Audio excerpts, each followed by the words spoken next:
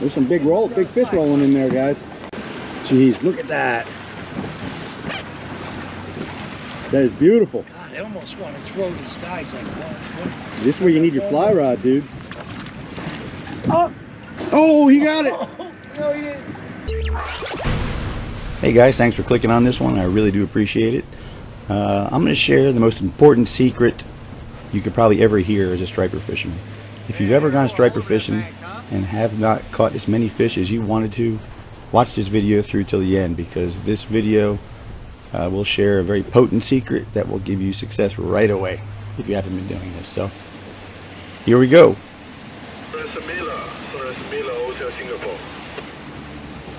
Dude, you're pushing them right on the bank. Look at that.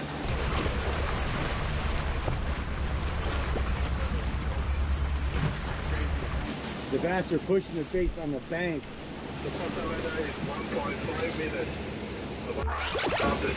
The most common question I get is how to be consistent. How do we catch fish almost every time we're out? And the secret is, it's nothing crazy, it's nothing unusual. We just try to spend 100% of the time in the red zone, in areas that stripers will be there to feed, not just be there. So I'll have people send me screenshots all the time, and they're 60, 70, 80 feet of water, stacked up with fish very deep, and they say, Mike, we spent all day, we tried everything in the box, and we could not get them to bite. What did we do wrong? What would you do? And I said, well, if I would try for a few minutes, and then I'd leave them. I would not waste time there. Fish that are hanging in deep water in lakes or in the bays, oceans, whatever, if they're hanging in deep water and there's no bait schools, they're not feeding. They're there for some other reason, and we can't waste time there. We got to go find that red zone water, right? So this video is going to show how much time we spend shallow when the water is cool, and how many fish we can catch doing it, and how alone we are. The biggest fish I've ever caught have been shallow. Even if you see those Chesapeake videos we did with 40 and 50 pound fish, even a 60, those fish were all caught near the surface, and none of them were in a shipping channel. Almost every single one is on the edge of a channel to maybe 25 feet, and in this case here, we fish up until a foot deep. So the bait is going to move up there when the water is cool. When the water gets cold, these baits look for warmer water. That shallow water up on the bank bakes. So if you're on a lake on a point, fish that afternoon in the winter, when that water warms up a degree or two, the shad will be up in there, the herring will be there, and the bass will come there and eat them. All right? Saltwater is the same thing. These little butter beans, these little yearlings, you know, the peanut bunker, they can't take the extreme cold. So they have a couple degree warm water up there where the water's baking in the sun, very shallow. They're going to go there. Come on, get away from where you going?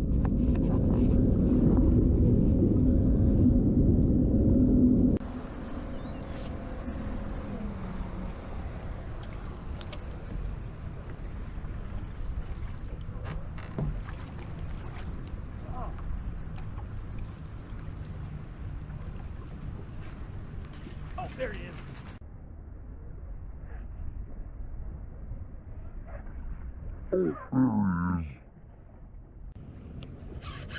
He hit the ghost popper right on the bank. A striper will always choose to hunt shallow over deep if bait is in both spots. If you've ever thrown a cast net deep and you've had the thing sink over a giant school of herring and you pull it up and it's empty every time, it's because the bait can see the net coming and they're gone. They swim away. The stripers have to work that much harder in deeper water as well. So if the bait is shallow, they're always going to pick that bait first.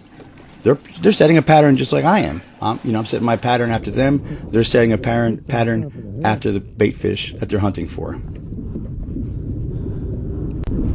Quick release, ladies and gentlemen. Man, good ghost popper fish.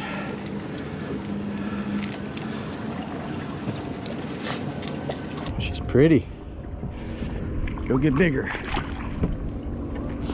All right. Someone calling me? Awesome! Good job, brother. Good job. Thanks, I appreciate that. So there are really two reasons why the stripers move up that shallow. One is it's easier for them to hunt there, and the other reason is the bait will be there. The bait fish is up there sunning in that warmer water. So for those guys who are marking fish very deep, you can't get them to bite, fish the structure closest to that in shallow water. Fish shallow water near deep water. In this case, shallow water near those marked fish that are being marked deep. At some point in the day, they're going to move up towards that bank in the shallows, and you'll be there. When the water is cold, we'll say anything less than 60 degrees, these stripers can swim anywhere they want. They're not limited like, say, in the summer when the surfaces are in the 90s and they have to stay deep where the available oxygen is. It's not true here when the water is cold. So, late fall, all of winter, early spring, these fish can travel anywhere they want because the water is cold. Lots of oxygen everywhere. 3 feet of water. Look at them breaking, man. The boat is sitting in 3 feet of water. Look at that.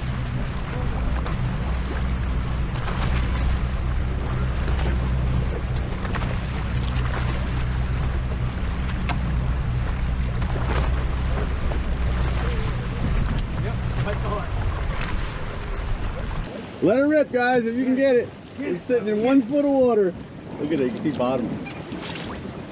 These fish are in the skinny water. The motor all the way up.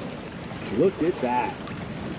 Oh, he's hooked up. I didn't even get a chance to pop it. I was picking up the slack.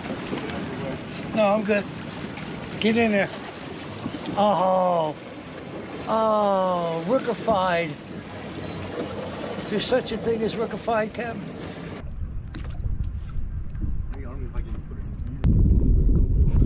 Oh, there he is. You got it. You got There he is.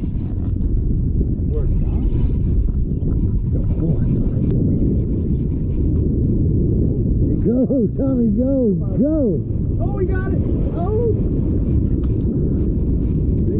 You did that, Tommy. I grew up in the Northeast, fishing, striper fishing. 30 years ago, I moved to the South and started catching stripers in the lakes. That is really where I learned to really focus on that shallow water for the most consistent bites you'll ever have. We use planer boards that pull live bait up on the bank, and I mean on the bank.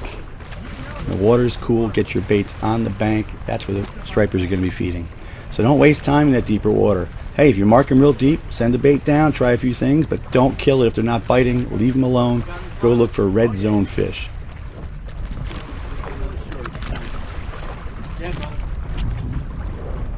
See him out there. Will he do it? Will he do it? Oh, he got it! Oh! This is one of the funniest secrets I've ever shared, because the more I share it, the more people look at me cross-eyed like I'm telling them a lie. Every time we see guys fishing, they're in the river channels, they're in the deepest water, they're sending me screenshots of deep, deep, deep fish. They shouldn't be wasting time there. Look for the red zone fish, look for the feeding fish, and you'll be consistent every single time. If you have any questions or an idea for a video, please put it in the comments. I read every single one, and I try to respond to every single one. So if you see I didn't respond to a comment, I must have not seen it for some reason. Send it again and I'll get to it. I love you guys. Thanks for your support. You guys really have made a big difference for me. I really do love you guys. Stay safe on the water. Leave a few for me. Love you. Mean it. It's a good one. Exactly a minute. All right, let's see if you can get me a good minute video. There you go. He hit it. Yeah. John, he hit it already. What's better than this, John? Absolutely nothing. It's a pretty fish, man. It's a pretty skinny water striper. I don't know how that fish's back wasn't sticking out of the water. I know. How are these fish even swimming in? Not a whole lot of water over here. Really can't go too. It looks like they're back over there, no? Yep, that's where they are. Oh, look. Skip. Look.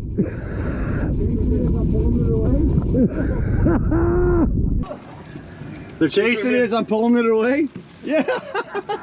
I'm in reverse and he's just dragging the popper. That's awesome.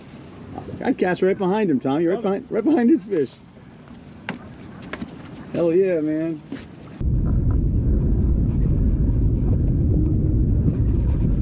So do you have any tons. idea how many miles an hour we were going, Skip? Because that's how we're going to work these lures from now on.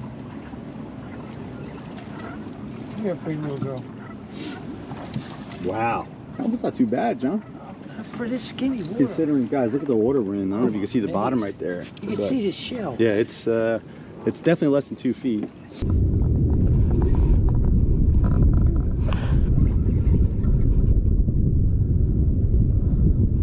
Come here, baby. No, he's kicking up mud with his tail. Yeah, look at.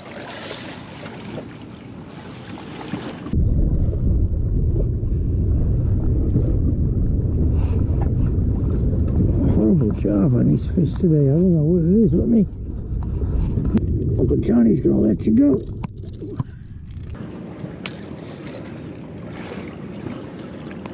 What do you think, baby? You okay? Are you? I think she's good.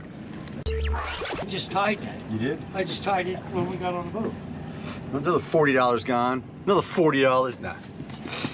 If you just tied it, nothing you can do, bro. Yeah, but why'd it break? I don't know. I guess it was a shitty knot. Hope it gets a little deeper over here. Doesn't look like it. We definitely bounced off of something. Definitely don't want to hit something on the bottom going in reverse. Seeing them? Let me just check this leader. I don't like losing FG leaders.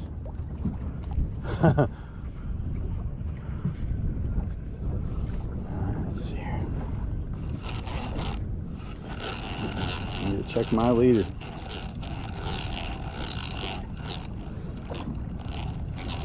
Got 8-foot leaders on these, so